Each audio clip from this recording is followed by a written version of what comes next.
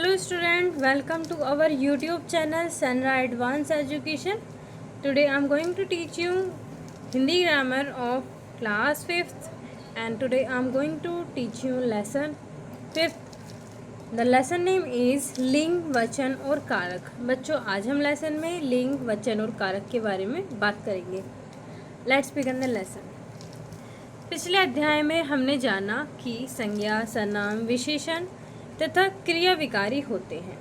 मतलब ये जो संज्ञा है, सर्वनाम है, विशेषण है और क्रिया है, ये सभी विकारी होते हैं. मतलब लिंग या कारक या फिर वचन के अकॉर्डिंग इनकी जो है ये चेंज हो जाते हैं. अर्थात वाक्यों में प्रयोग करते समय इनके रूप बदल जाते हैं, परिवर्तित हो जाते हैं. इन विकारी शब्दों में सबसे प्रमुख है संज्ञा. संज्ञा में इस परिवर्तन के तीन मुख्य आधार हैं. तीन मुख्य आधारों पर संज्ञा में परिवर्तन हो जाता है, संज्ञा शब्दों में परिवर्तन हो जाता है. कौन कौन से आधार हैं? वो लिंग है, वचन है और कारक है. निम्नलिखित चित्र को देखें व समझें. ये चित्र दिया गया है, इसे देखना है और समझना है.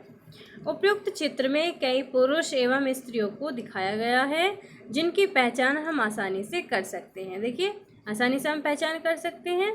ये पुजारी खड़े हुए हैं इधर और इधर ये औरत खड़ी हुई है. दो बच्चे हैं और दो आदमी खड़े हुए हैं जो कि पूजा कर रहे हैं. एक पूजा स्थल पर पूजा में भाग ले रहे हैं. वह शब्द का वह रूप जिसके द्वारा हमें यह ज्ञात हो कि वह पुरुष जाति का है अथवा स्त्री जाति का है, उसे लिंग कहते हैं. मतलब शब्द का वह रूप जिसके द्वारा हम यह पता लगाते हैं कि वह शब्द स्त्री जाति का है या फिर पुरुष जाति का है, तो हम उसे लिंग कहते हैं. उपयुक्त परिभाषा के आधार पर लिंग के दो भेद होते हैं. संज्ञा में परिवर्तन के आधार पर पुल्लिंग और स्त्रीलिंग. देखिए पुल्लिंग शब्द के जिस रूप से पुरुष जाति का बोध होता है. मतलब पुरुष शब्द के जिस रूप से हमें यह पता चलता है कि वह शब्द पुरुष जाति का है, तो उसे हम पुल्लिंग कहते हैं. जैसे लड़का, अध्यापक, शेर, मोर आदि. स्त्रीलिंग शब्द के जिस रूप से स्त्री जाति का बोध होता है. मतलब शब्द के जिस रूप से हमें स्त्री का पता चलता है, स्त्री जाति होने का पता चलता है, तो हम उसे स्त्रीलिंग कहते हैं. जैसे लड़की, अध्यापिका, औरत, गाय आदि. तो ये जो शब्द दिए गए हैं ये सभी स्त्री जाति के शब्द हैं. संस्कृत के विद्वान नपुंसक लिंग को भी लिंग का भेद स्वीकार करते हैं, परंतु हिंदी में इसे स्वीकार नहीं किया गया है. लिंग की पहचान. हम लिंग की पहचान कैसे करते हैं? प्राणीवाचक शब्दों में लिंग की पहचान बेहद आसान है. मतलब जो प्राणीवाचक शब्द होते हैं उनमें हम लिंग को आसानी से पहचान सकते हैं. यदि शब्द प्राणी के नर रूप का बोध कराए तो पुल्लिंग होता है, जैसे शेर, कुत्ता, बंदर आदि. यदि शब्द प्राणी के मादा रूप का बोध कराए, मतलब मादा मतलब स्त्री जाति का बोध कराए, तो उसे स्त्रीलिंग कहते हैं. वह स्त्रीलिंग होता है, जैसे शेरनी, कुतिया, बंदरिया आदि. परंतु इस नियम के कुछ अपवाद भी हैं. हिंदी के कुछ प्राणीवाचक शब्द सदैव पुल्लिंग रूप में ही प्रयुक्त होते हैं. जैसे मच्छर है, कछुआ है, खरगोश, चीता. ये वो शब्द हैं जो हमेशा पुल्लिंग में ही यूज़ किए जाते हैं. कुछ प्राणीवाचक शब्द सदैव स्त्रीलिंग रूप में ही प्रयुक्त होते हैं. जैसे मक्खी है, मछली है, मैना, चील इत्यादि. लिंग की पहचान संबंधी कुछ नियम दिए गए हैं जिनके आधार पर हम लिंग को आसानी से पहचान सकते हैं. जैसे अक्रांत तथा आकारांत शब्द प्राय पुल्लिंग होते हैं. मतलब जिनमें ए आता है और आ आता है वह शब्द हमेशा पुल्लिंग होते हैं. जैसे कमल और कमरा. अपवाद इसका कार और साइकिल है.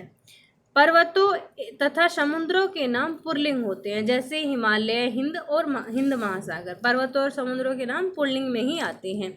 देशों के नाम पुल्लिंग में आते हैं, जैसे चीन, भारत.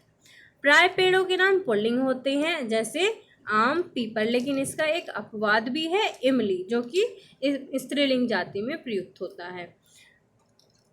महीनों के नाम पुल्लिंग होते हैं, जैसे चैत, बैसाख. ग्रहों के नाम पुल्लिंग होते हैं जैसे मंगल, बुध, लेकिन इसका एक अपवाद है पृथ्वी। पृथ्वी को हमेशा स्त्रीलिंग में ही यूज़ किया जाता है। जैसे आपने देखा होगा, हम बात करते हैं पृथ्वी अपनी धुरी पर घूमती है, तो घूमती है आ गया, घूमती है इसका मतलब यह स्त्री जाति का बोध कराती है, या यह स्त्री जाति का शब्द है। दिनों के नाम पुल्लिंग होते हैं जैसे सोमवार, मंगलवार।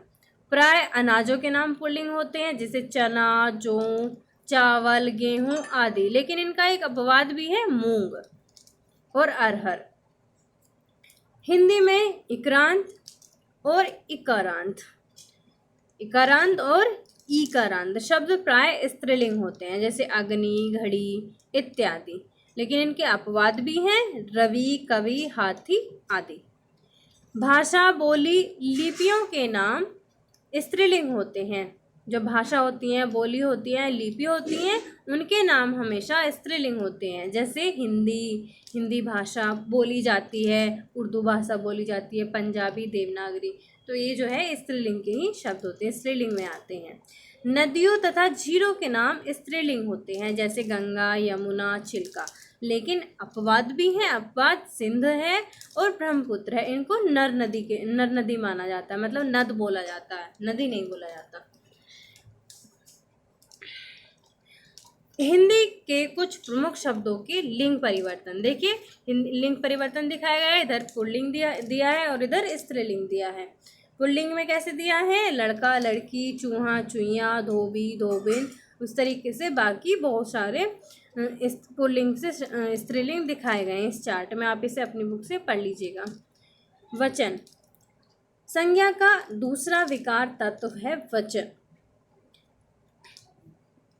यह भी संज्ञा की रूप रचना को प्रभावित करता है। अतः बोलचाल की भाषा में वचन का तात्पर्य कसम अथवा प्रतिज्ञा होता है। मतलब नॉर्मल अगर देखा जाए बोलचाल की भाषा में, तो वचन का जो मतलब होता है वो कसम या फिर प्रतिज्ञा होती है। जैसे आप मुझे एक वचन दीजिए, मतलब एक वचन लिया जा रहा है, एक वादा लिया जा रहा है। लेकिन जो व्याकरण है इसमें इसका अर्थ जो है बिल्कुल अलग है, इसमें इसका अर्थ ये नहीं है, परंतु व्याकरण में यह सर्वदा भिन्न है। शब्द को वह रूप जिसके द्वारा उसकी संख्या का बोध हो।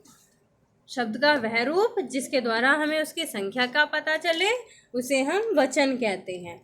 जैसे एक चिड़िया दी है, एक चिड़िया दी गई है, एक चिड़िया मतलब एक वचन, बहुत सारी चिड़िया दी गई हैं तो बहुवचन।